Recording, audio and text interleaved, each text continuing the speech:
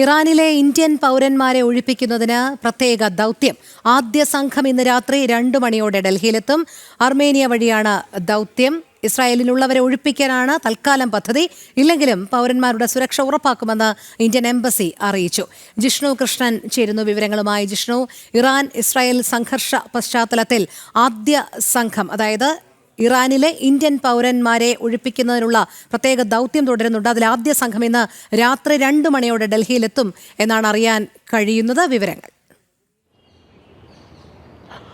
Rohini, Iran Israel സംഘർഷം രൂക്ഷമാവുകയും ഇറാനിൽ വലിയ അക്രമം, വലിയ സംഘർഷം, വലിയ പ്രത്യാക്രമണം ഇസ്രായേലിൻ്റെ ഭാഗത്തുനിന്നുണ്ടാകുകയും ചെയ്ത പശ്ചാത്തലത്തിലാണ് ഇറാനിൽ നിന്ന് ഇപ്പോൾ ഭാരതത്തിൻ്റെ പൗരന്മാരെ ഒഴിപ്പിക്കാനുള്ള തീരുമാനം കൈക്കൊണ്ടിട്ടുള്ളത്. അത് വളരെ കൃത്യമായി ആസൂത്രണം ചെയ്തുകൊണ്ട് ഒരു പ്രത്യേക ദൗത്യം എന്നുള്ള രീതിയിൽ തന്നെയാണ് ഈ ഒരു പൗരന്മാരെ തിരിച്ചു കൊണ്ടുവന്ന നടപടികൾക്ക് വിദേശകാര്യ മന്ത്രാലയം നേതൃത്വം നൽകുന്നത്. കഴിഞ്ഞ ദിവസം വിദേശകാര്യ മന്ത്രാലയം ഇത് സംബന്ധിച്ചൊരു ഉന്നതതല യോഗം ചേർന്നിരുന്നു എന്നാണ് മനസ്സിലാക്കുന്നത്. ഇറാനിൽ നിന്ന് അയൽ രാജ്യമായിട്ടുള്ള അർമേനിയ വഴിയാണ് ഭാരതത്തിലേക്കുള്ള പൗരന്മാരെ എത്തിക്കുന്നതിന് ഭാരതത്തിൻ്റെ രക്ഷാദൗത്യത്തിന് ഇറാൻ്റെ ഭാഗത്തുനിന്നും അർമേനിയയുടെ ഭാഗത്തുനിന്നും ഇസ്രായേലിൻ്റെ ഭാഗത്തുനിന്നും ഒരുപോലെ സഹകരണം ലഭിക്കുന്നു എന്നാണ് മനസ്സിലാക്കേണ്ടത്. നിലവിൽ ലഭ്യമാകുന്ന വിവരപ്രകാരം 110 ഇന്ത്യക്കാരുമായി ആദ്യ വിമാനം, ഇറാനിൽ നിന്നുള്ള ആദ്യ സംഘം നാളെ പുലർച്ചയോടുകൂടി, അതായത് ഇന്ന് അർദ്ധരാത്രി അല്ലെങ്കിൽ നാളെ പുലർച്ചയോടുകൂടി ഡൽഹിയിലെത്തും എന്നുള്ളതാണ്.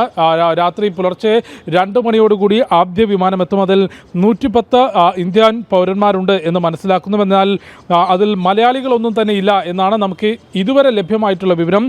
ടെഹ്റാനിൽ, അതായത് ഇറാനിലെ ടെഹ്റാനിൽ 12 മലയാളികൾ ഇതിനോടകം ഇന്ത്യൻ എംബസിയുമായി ബന്ധപ്പെട്ടിട്ടുണ്ട്. അവരെ വരും ദിവസങ്ങളിൽ മടക്കിയെത്തിക്കും എന്നുള്ളതാണ് അറിയാൻ സാധിക്കുന്നത്. ഇറാനിൽ നിന്ന്, പ്രത്യേകിച്ച് ടെഹ്റാൻ ഉൾപ്പെടെയുള്ള മേഖലകളിൽ നിന്ന് ഇന്ത്യക്കാരെയും റോഡ് മാർഗം അർമേനിയയിലേക്ക് എത്തിച്ചുകൊണ്ട് അർമേനിയയിൽ നിന്ന് വ്യോമമാർഗം ഭാരതത്തിലേക്ക് എത്തിക്കാനാണ് ഈ ദൗത്യം കൊണ്ട് ഉദ്ദേശിക്കുന്നത്. ഇതിൻ്റെ ഭാഗമായി അർമേനിയയിലെ വിദേശകാര്യമന്ത്രിയുമായി കഴിഞ്ഞ ദിവസം വിദേശകാര്യമന്ത്രി എസ് ജയശങ്കർ വിശദമായ സംഭാഷണം നടത്തുകയും ആവശ്യമായിട്ടുള്ള ക്രമീകരണങ്ങൾ ഒരുക്കുകയും ചെയ്തിട്ടുണ്ട്. അത്തരത്തിൽ വളരെ കൃത്യമായൊരു ഒഴിപ്പിക്കൽ നടപടി ഇറാനിൽ ഇനി തുടരുന്നത് വലിയ രീതിയിൽ നാശനഷ്ടങ്ങളും അല്ലെങ്കിൽ ജീവൻ നഷ്ടമാകാനുള്ള സാഹചര്യം ഉണ്ടാകുമെന്ന കൃത്യമായ വിലയിരുത്തലാണ് ഇറാനിൽ നിന്ന് പൗരന്മാരെ ഒഴിപ്പിക്കാനുള്ള തീരുമാനത്തിലേക്ക് ഭാരതം എത്തിയിട്ടുള്ളത്. ഇത്തരത്തിൽ വിവിധ പ്രതിസന്ധികൾ ഉണ്ടാകുമ്പോൾ ലോകത്തിൻ്റെ ഏത് കോണിലാണെങ്കിലും ഏത് രാജ്യത്താണെങ്കിലും ഇത്തരത്തിലുള്ള സംഘർഷ സമയങ്ങളിൽ, ഇത്തരത്തിലുള്ള സംഘർഷ സാഹചര്യങ്ങളിൽ ഭാരതം ഒപ്പമുണ്ടാകും എന്ന് സ്വന്തം പൗരന്മാരെയും തെളിയിക്കുകയും അല്ലെങ്കിൽ അത് പ്രവൃത്തിയിലൂടെ കഴിഞ്ഞ കാലങ്ങളിൽ തെളിയിക്കാനും ഭാരതത്തിന് സാധിച്ചിട്ടുണ്ട്. അത്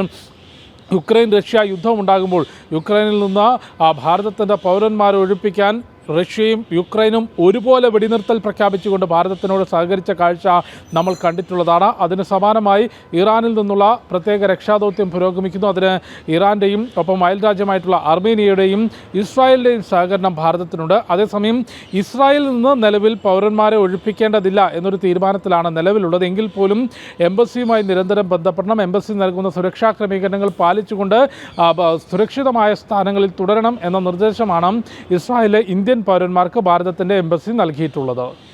ശരി, ജിഷ്ണു കൃഷ്ണനാണ് വിവരങ്ങൾ നൽകിയത്.